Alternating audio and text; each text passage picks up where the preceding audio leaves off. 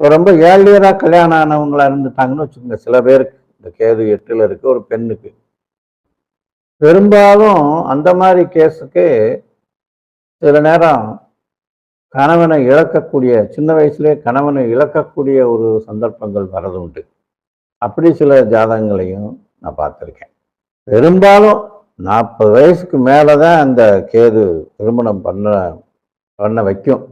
40, 42 வயசை தொட்டுருவாரு. 45 வயசுல கூட எனக்கு தெரிஞ்சு சிலருக்கு மேரேஜ் நடந்திருக்கு. எல்லா தகுதியும் இருக்கும். அவங்க 20, 25 வயசுலயே திருமணம் நடக்கிறதுக்கான எல்லா தகுதியும் இருந்துமே டிலே ஆயிப்போம். இது இந்த கேது 7ஆம் இடத்துலயோ, 2ஆம் இடத்துலயோ, 8ஆம் இடத்துலயோ இருந்தா பெரும்பாலானவங்களுக்கு நடக்கிறத அனுபவத்திலே நம்ம பார்க்க முடியும். எதிரையுமே ஒரு நிலையற்ற தன்மைய உண்டாக்கிடுவார் இந்த கேது.